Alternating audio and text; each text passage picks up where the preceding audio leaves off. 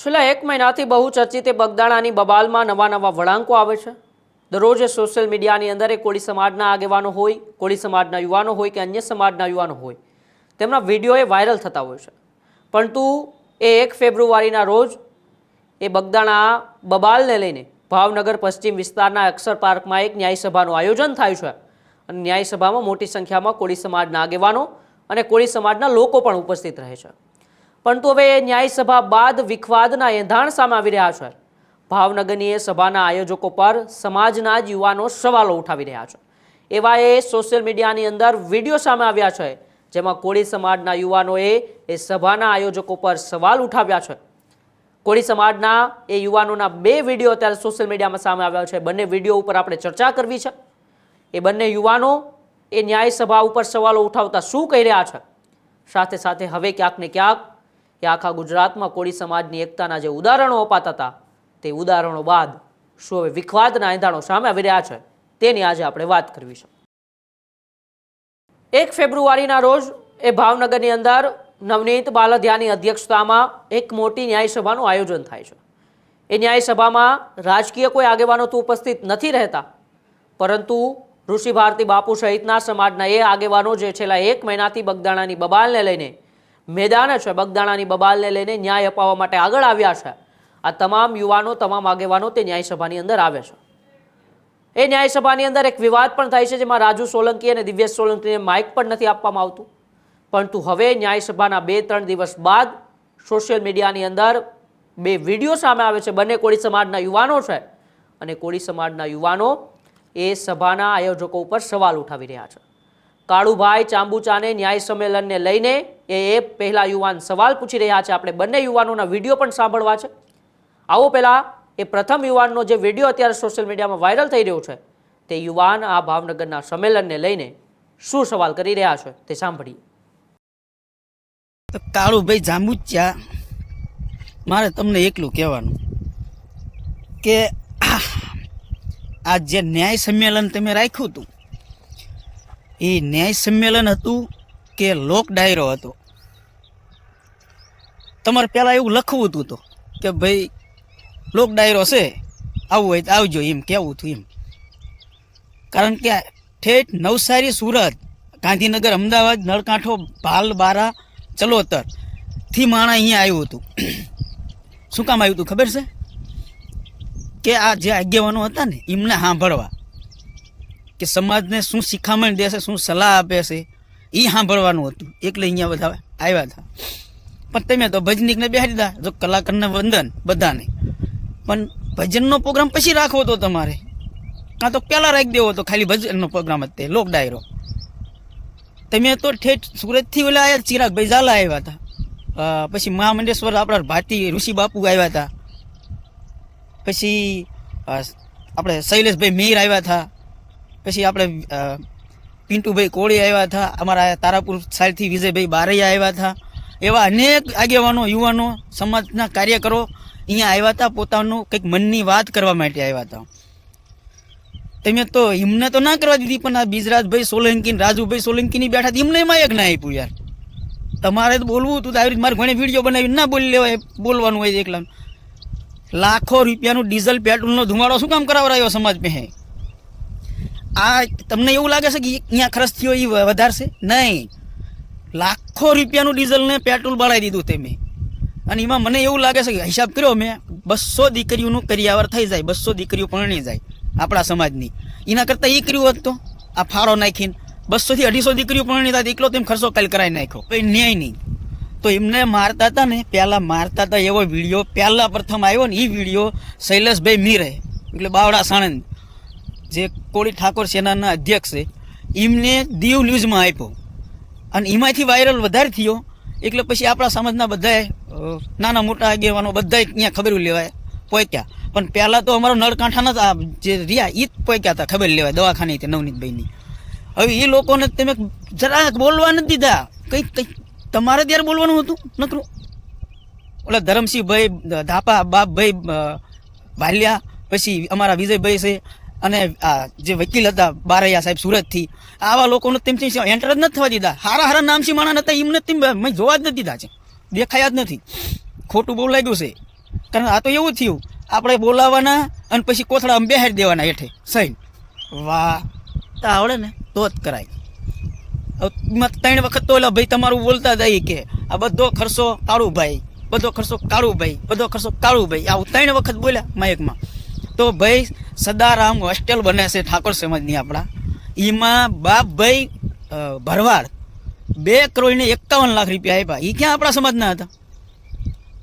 જેને મોટું મહાન બનવું હોય એને થોડુંક તો આવે જ, તે વેઠવાનું આવે. એમાં આપણે કહેવાનું ના આવે કે મેં એકલો ખર્ચો કર્યો, સમાજે નહીં મેં કર્યો, આ બધું કહેવાનું ના આવે તમારે. તમે કશું જ ખર્ચો નથી કર્યો, એકલો ખર્ચો તમે સમાજ મેં કરાવીને ખાયો. અને મોટું દુઃખ તો મને એ લાગ્યું કે પેલા ભારતી બાપુ હતા એમને માયક ના આપ્યું. તમે યાર એમ કહું છું, જેના સમાજ ગુરુ માને છે એમને તેમ માયક ના આપ્યું. અમારે જેવા લુખ્ખા ના આપો તો હાલે, ચલો ભાઈ મેં સાઈડમાં બેસાડી ચક આઘા એવી એમ. નકર એ ભારતી બાપુનો સ્કોર્પિયો વ્યાજળકા મને મારી વાટ જોઈને 15 મિનિટ ઊભો હતો, 20 મિનિટ તું આવ્યા જ તે કે આમાં બે જાય મારા. હું ના આવ્યો. મને ખબર હતી કે હાનમાં સમજે ને એને જ માણા કહેવાય. આગલા દિવસે વિડીયો આવ્યો ને હીરાભાઈનો, એમાં હું સમજી ગયો હતો કોઈને કહેવું નથી, તમારે કોઈને પૂછવું નથી મોટા આગેવાનોને. અને સીધા હાલો હું કહી દઉં કાલ કે હાલો અહીંયા સંમેલન કરવાનું છે, ભેગા થઈ જાવ એક વિડીયો બનાવીને. લોકોને ખર્ચો જ કરાવી નાખાવાનો કહેવાય કોકને. 15 ધારાસભ્ય અને 33 સંસદ સભ્યો અને આખો સમાજ જો આપણે ગાંધીનગર જતો હોય તો અહીંયા તો આવે જ તે નહીં, અહીંયા આવવાના જ હતા. પણ કહેવું તો પડે ને ભાઈ, આપણા સમાજના આગેવાનો છે એમને કહેવું તો પડે ને કે આ રીતનું આયોજન કરવી કે ના કરવી, સલાહ લેવી પડે. આ તો સારું પરમિશન મળી, નકર પરમિશન ના મળે. બોલો તમને ના મળે પરમિશન. આગેવાનોને કહેવું પડે. જેને ભીષ્મા પિતા આપણે માનવી છે એને જ તેમને પૂછ્યું તો શું આવ્યું. અમારે બીજી વાત એ કે સમાજ ઉજળો હોય ને તો એ કહું તમને, મારા બાપા મને એવું કહેતા 95-98 સાલમાં મારા બટન આમ ખુલ્લા હોય ને એટલે આમ એમ કે માગ દે, તેમ કે બટન તૂટલું છે તો કે સાપ માર, અને એવી રીતે મેકલતા. કેમ ખબર છે? કારણ કે એ સમય એવો હતો આપણે નીકળવી અને કોઈ બીજી જ્ઞાતિનો માણસ હોય ને બટન ખુલ્લા બાળી જાય એટલે પહેલાં 2 લાફા મારે આમ, અને પછી એ પૂછે, ખબર નથી પડતી બટન વાંખવાનું ચેવો છો તો કે આ કોળી, બીજો ફરીને ઠોકે. આવો સમય હતો. તાર પરસોત્તમભાઈ એટલે બોમ્બેથી આવ્યા અને એમને અહીંયા પાવડાનું નિશાન રાખ્યું ને એક પાર્ટી અલગ બનાવી અને અપક્ષમાં જીત્યા. અને જીત્યા એવા સમાજ માટે થઈને એમને જે બલિદાન આપ્યું છે એ કોઈ આપ્યું નથી.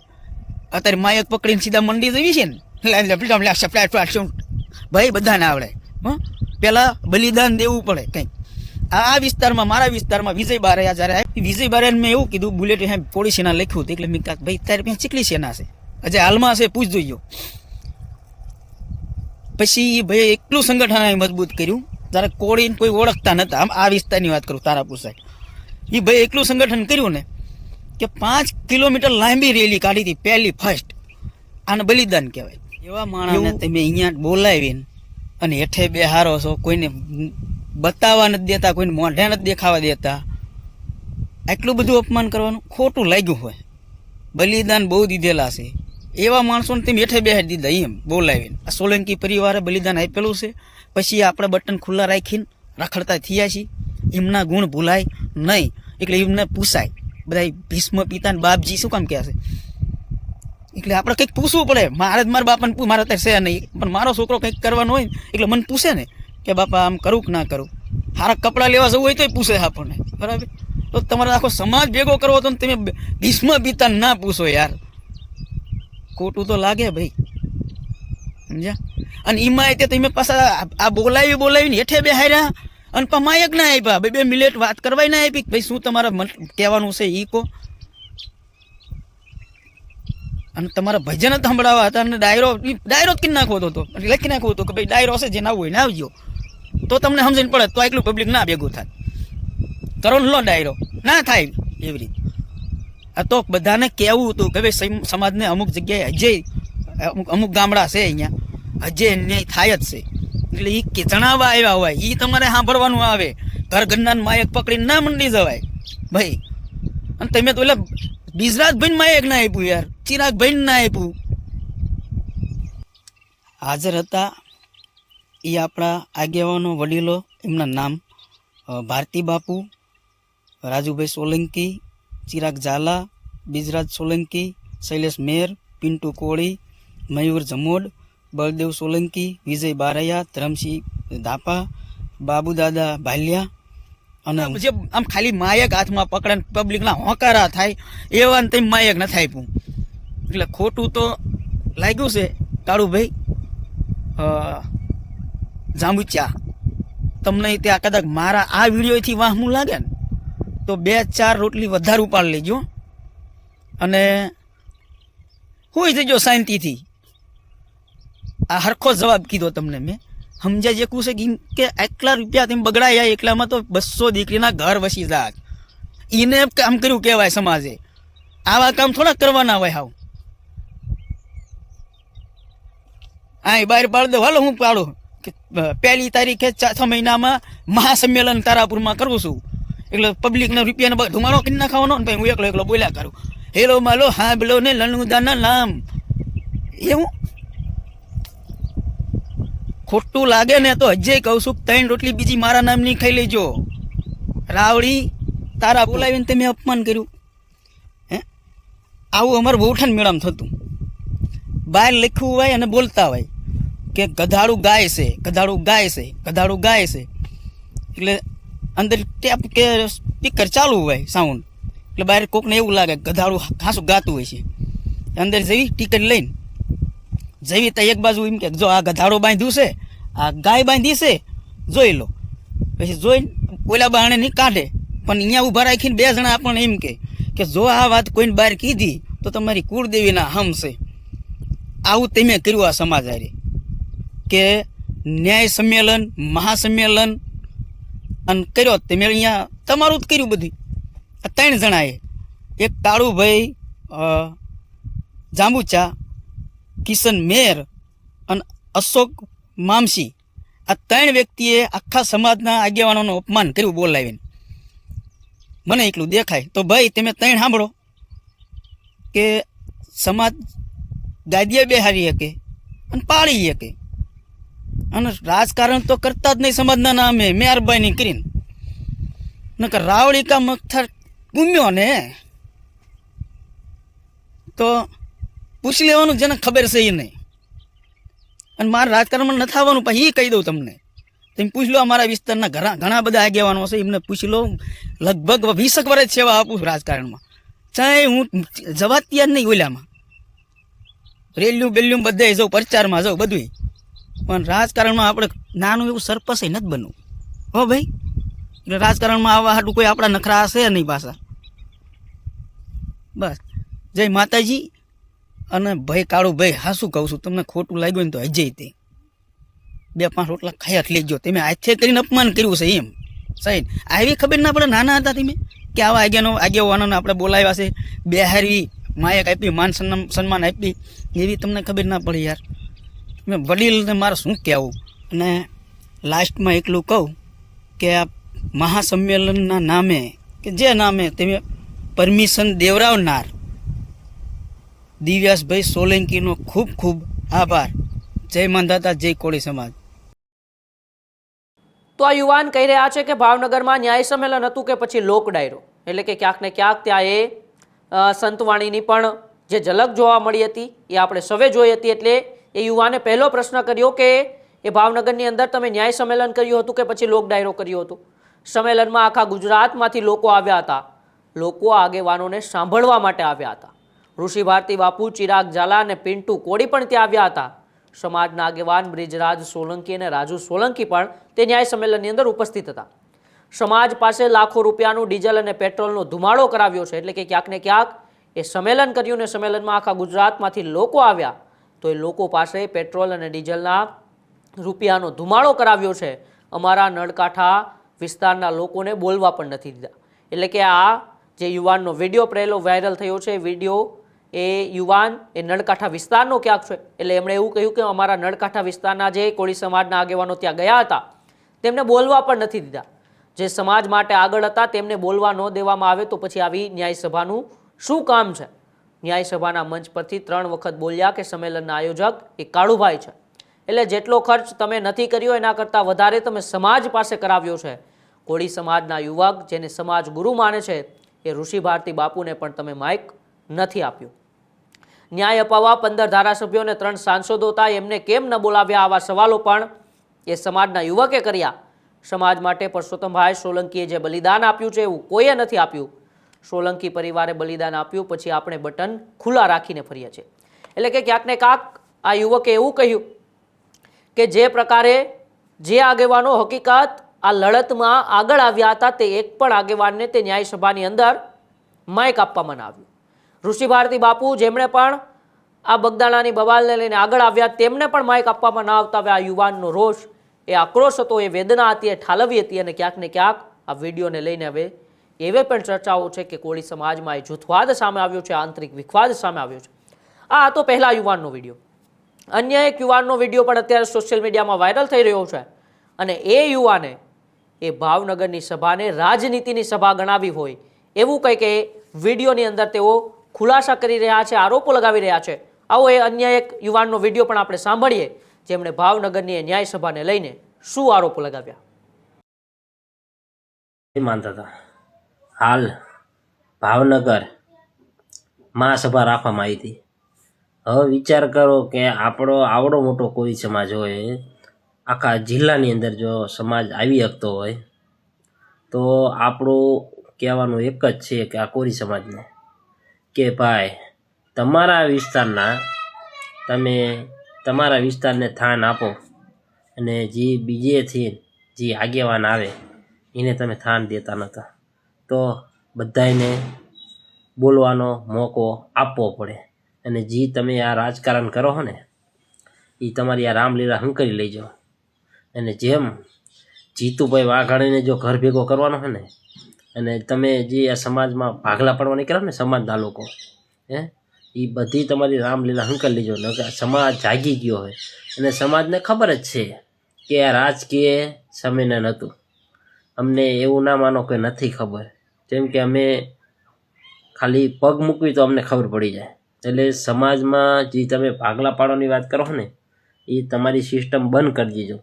તમે એક વિચાર કરો, સમાજના જે આગેવાન આવ્યા હોય તમે એને સ્ટેજ ઉપર થાન ના દો તો આ કેવું યોગ્ય કહેવાય? એ વિચાર કરો ને. શું સમાજ શું લેવા માટે આવે કે સમાજને અન્યાય થતો હોય ને એ ઊભો રહે? તો તમારા ભાવનગરના લોકોને તમે સ્ટેજ ઉપર બેવરાવો અને અન્ય બહારથી કોરી સમાજ આવે એને તમે એમ કહો કે અહીંયા બેસી જાઓ, તો પછી બધાને સરખા રાખવા પડે. તમારે સ્ટેજ ઉપર એવું કરવાનું હતું, સ્ટેજ ઉપર કોઈ નહીં, ખાલી ઋષિ બાપુ એક જ સ્ટેજ ઉપર. તો આ સમાજને ખાસ સંદેશો દેવાનું કારણ એક જ છે કે આટલું તમે જે રાજકીય કરો ને એ ભાઈ તમારી રામલીલા બંધ કરી લેજો. આ પશ્ચિમ વિધાનસભાની અંદર કોરી સમાજ નહીં ઓર ગુજરાતની અંદર કોરી સમાજ જાગી ગયો. તમે જે સમાજની અંદર ભાગલા પાડવા નીકળ્યા હો ને એ તમારી રામલીલા હંકારી લેજો. જેમ કે સમાજને શું તમે માનો કે નહીં ખબર હોય? સમાજને બધી ખબર પડે. એટલે જે કરતા હોય એ કરો. અને તમે એમ કહો કે અમે રાજકારણ કરવા નથી આવ્યા. ભાઈ આ સભા રાજકારણ કરવા માટે જ તમારું હતું અને આ અમને પહેલેથી જ ખબર હતી. જેમ કે ખબર એનું કારણ છે કે સમાજને બધી ખબર પડે છે. એટલે તમે જે કરો ને કરો તમારા મેતે. તો આ યુવાન કહી રહ્યા છે કે તમે તમારી રાજનીતિ એ સમાજના નામે રાખીને બંધ કરવાનું બંધ કરી દેજો. સમાજના કેટલાય એવા આગેવાનો હતા તેમને ત્યાં બોલવા નથી દીધા. તમે માત્ર તમારી સમાજની ખંભે બંદૂક રાખીને રાજનીતિ કરી રહ્યા છો એ તમારી લીલા સૌ જાણી ગયા છે.